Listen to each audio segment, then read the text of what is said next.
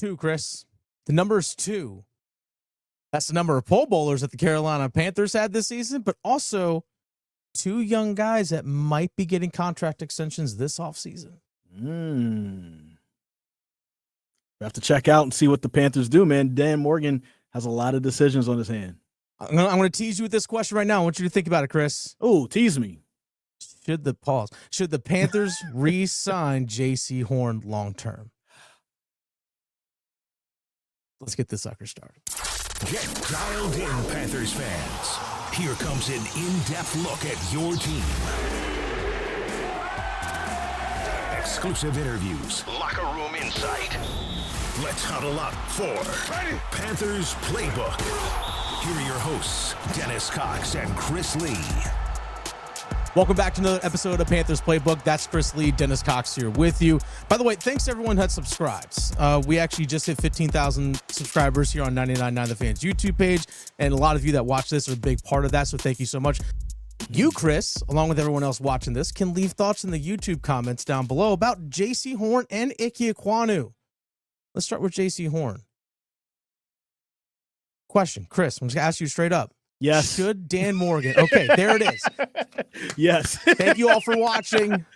It's been real. Thank you all for watching. See y'all next week.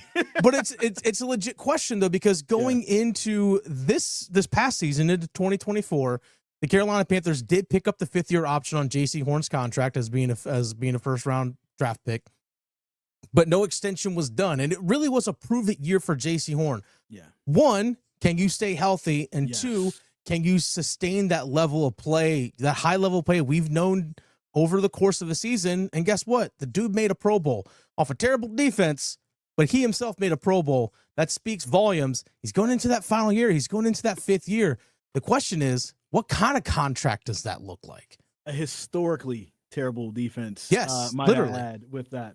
He had a rough start to the year. I thought, there are a few things here or there that I thought he could have done better. There was a couple of blown coverages that we noticed in the first couple of games, and those first 2 games were blowouts. But it really felt like he really settled in after those first 2 blowout games, personally, right? Mm-hmm. Just Jaycee Horn himself. And you saw the level of play there. You see that he's a dude.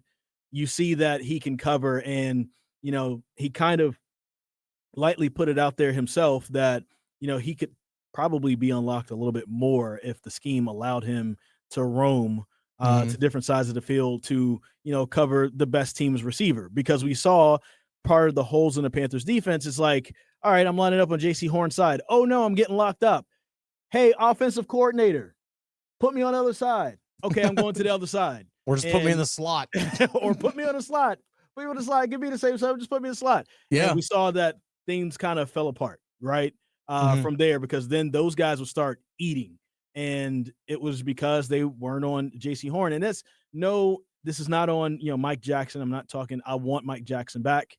I think he does well for the team. I think Shaw Smith-Wade is a good piece to develop for the future for sure.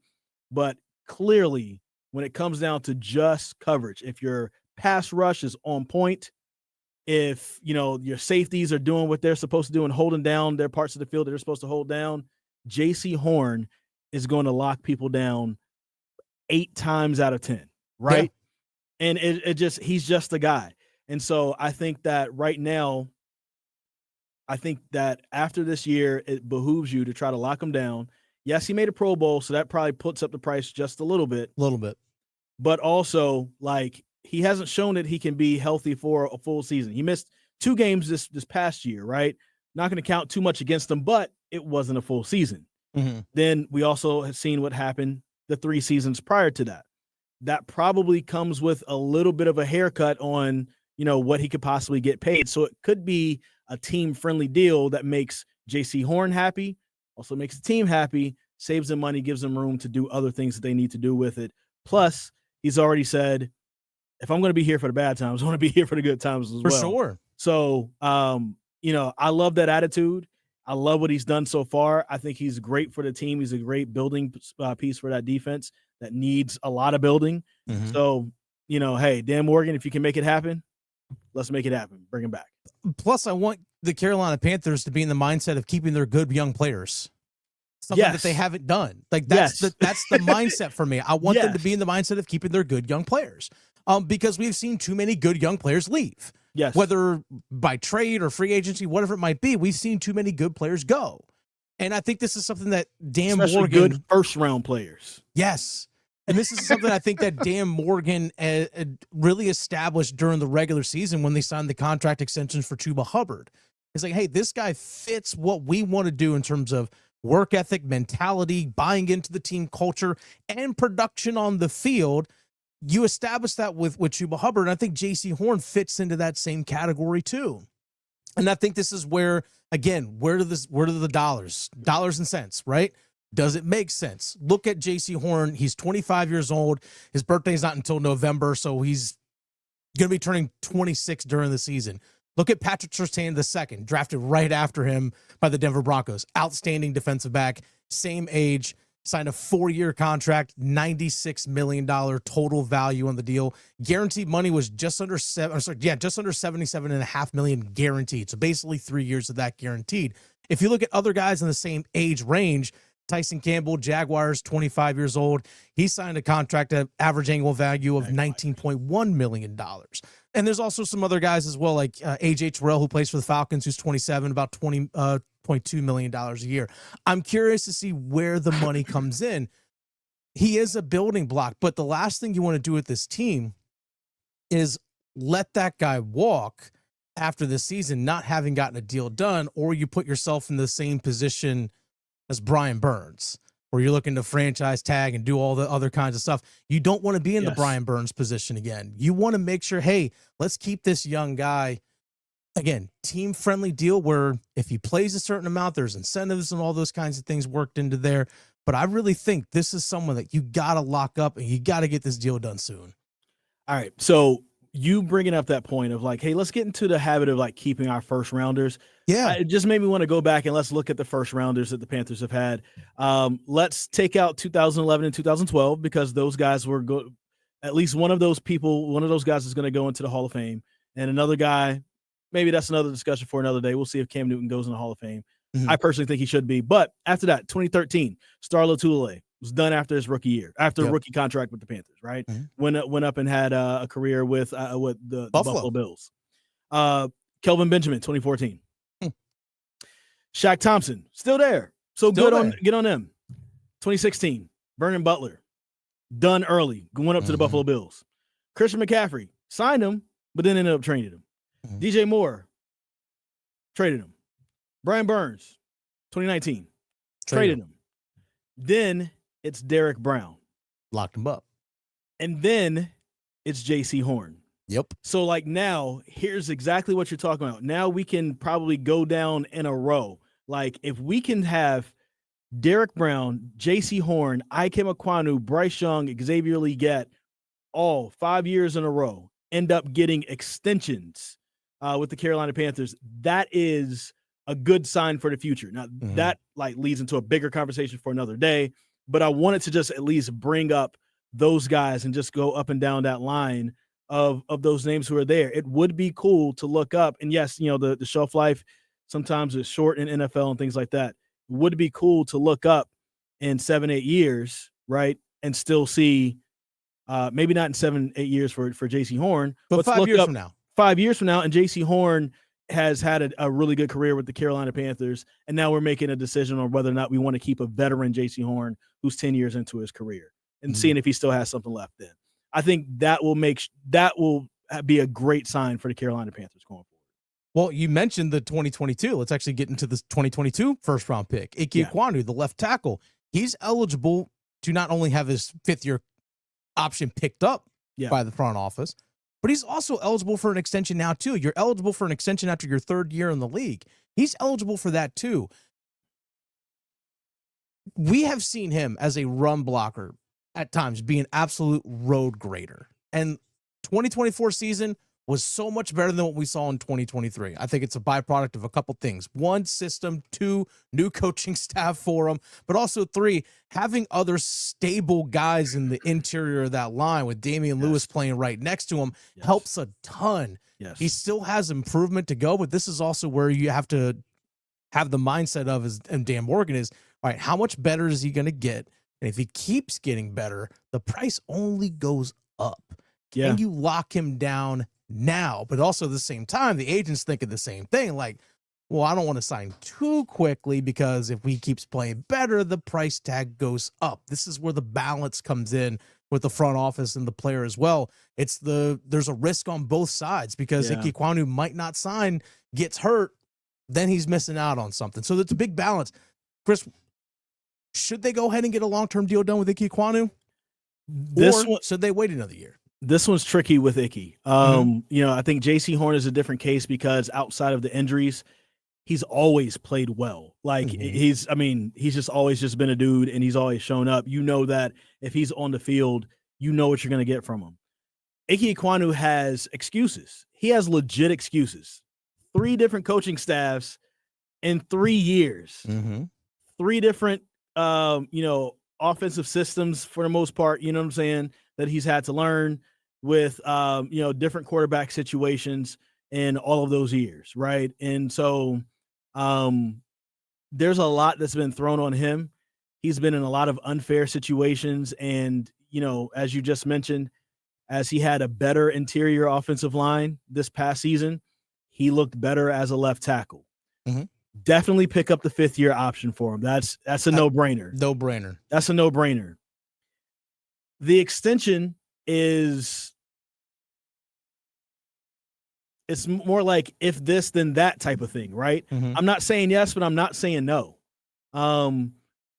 If he's willing to do an extension, maybe a shorter extension, right? Okay. Maybe add in maybe just a couple of years after. You're not going to 2 or 3 years on top of the 5th-year option. You're not going to take a bunch of money. It's not anywhere close to, being paid top 5, top 10 left tackle in the league, right? But it's something comfortable for him that he can do and that's manageable for the Carolina Panthers that keeps him in place for a little bit. So we don't necessarily have to think about drafting a replacement for the next 3 years or so. Okay. But if Icky is looking to get like top guy money, I don't know, bro. Like, you haven't. Do you have that potential? You have that potential to get that, but you have not played in that way whatsoever. He hasn't reached it yet. No, you haven't reached that, and that's where like I'm comfortable with him being there, right? Because he's shown enough to where it's like, okay, with Damian Lewis next to him, we got to see what the center situation is going to be for the Carolina Panthers. And you get Robert Hunt on the other side. Clearly, that interior has been fixed. Still needs, work with the center, but has been fixed for the most part. It's really helped him out. Also, Damian Lewis has been a great communicator that's been getting Icky into the right protections. Bryce has been better at getting guys into the right protections. So, therefore, he's looked better. And this will be the first time that Icky himself will get a chance to return with the same head coach in the NFL. He hasn't had that since, NC State with Dave Doran. And so, if you can try to lock him up on a cheaper deal now, before all that, you mentioned it, the agent might be looking to hold off a little bit, or he might say, hey, just in case, let's try to lock this up and get something. I would like that, but I'm not saying yes, but I'm not saying no. It's really like if this, then that type of thing when it comes down to locking them down. For sure, pick up that 5th-year option, though.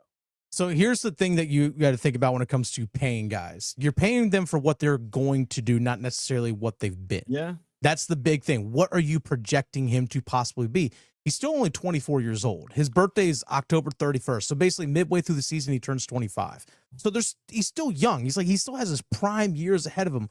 What do you think he is going to be? So if you actually look at left tackles across the NFL, you have Trent Williams, who's 37 years old, but the dude is otherworldly about how good that guy is.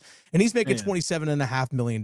Look at age comps for guys in the NFL that are also left tackles. 26 years old is Christian Darrisaw, second highest paid in terms of per year.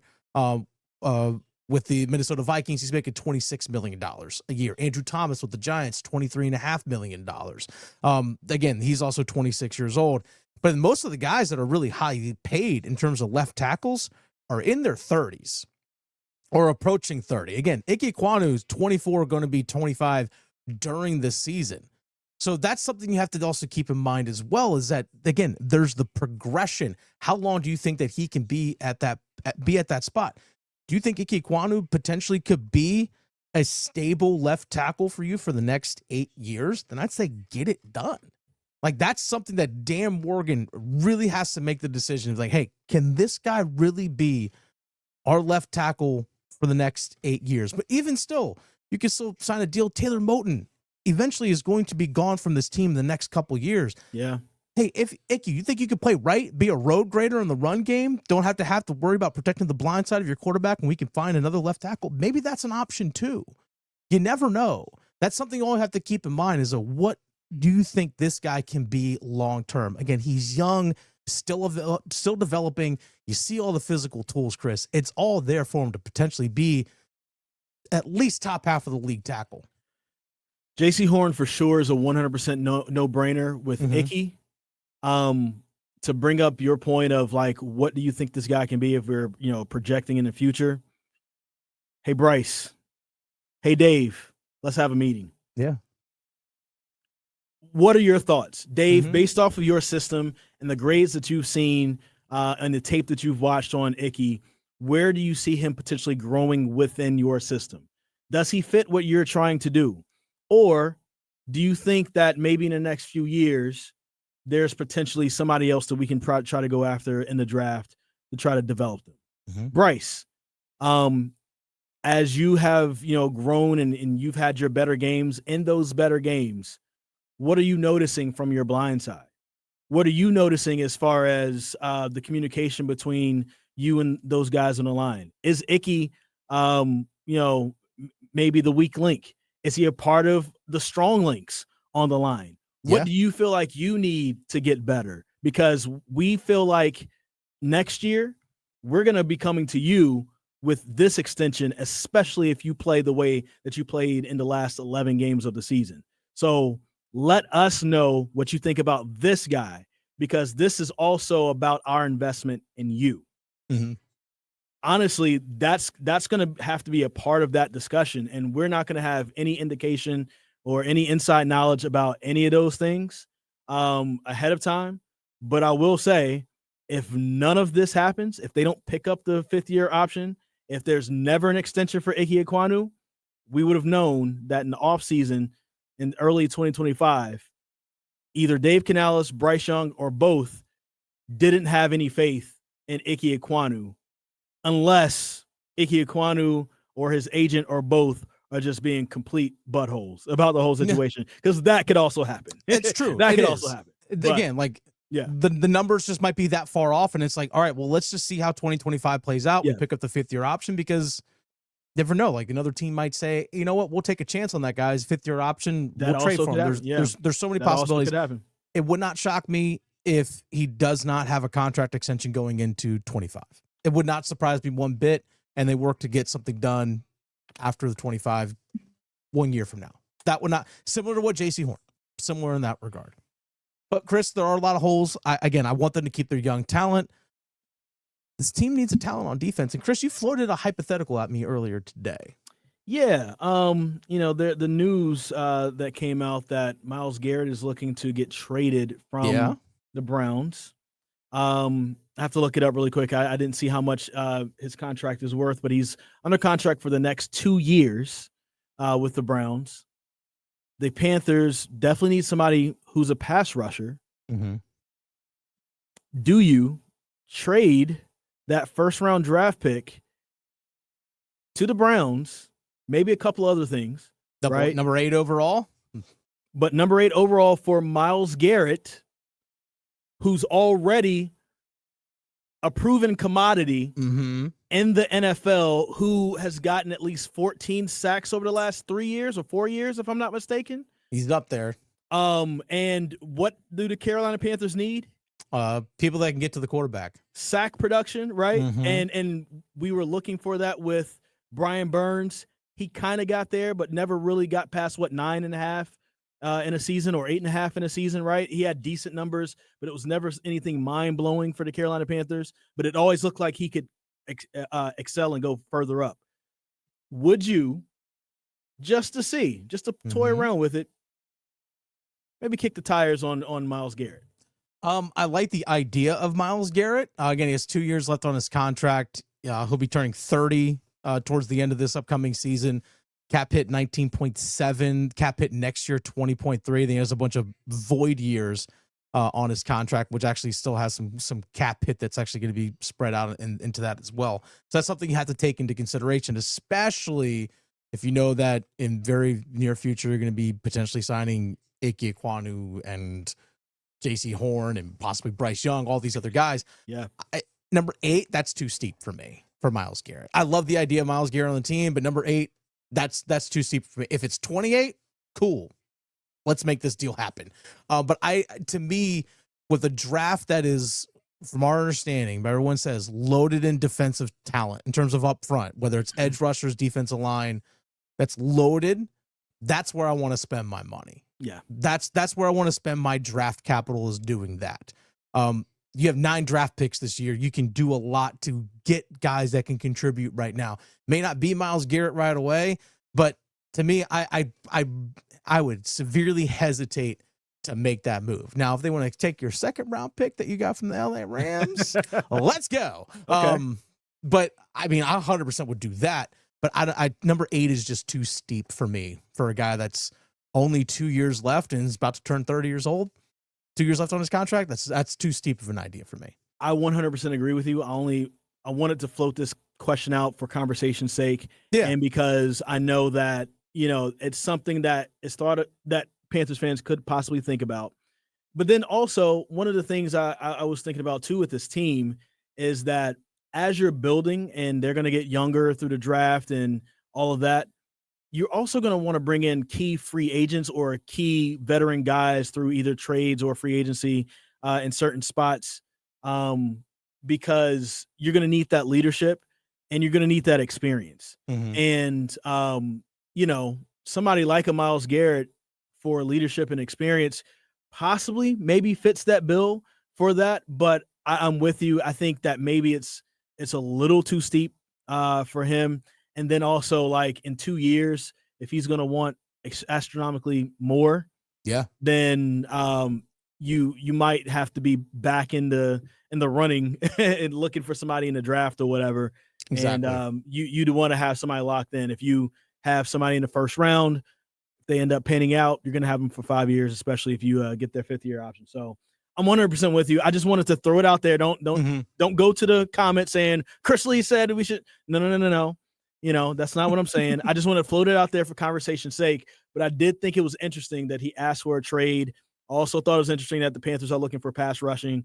And I do think that adding some key veterans in the right spots, along with some of the new blood that they're trying to bring in, would help out the team. But, it may not have to be Myles Garrett steep on that. I also don't want to see Ejiro Evero dropping Myles Garrett into coverage, because that's very true. I don't want to see that for Myles. He'll do that. It's going to be 3rd and 17, and Myles Garrett is going to be trailing the tight end. We're going to wrap it up right there. We're going to. That's EJ for you. Again, make sure you subscribe. Leave your thoughts in the comment section down below. We'll have another episode for you guys next week. Chris, this was always fun as always. And also, again, thank you everyone that subscribes and comments. It's super awesome for us. And by the way, if you can't catch us on YouTube, wherever you get your podcasts, we're there as well. Apple, Spotify, you name it, so you can take us on the road with you as well. But most importantly, enjoy.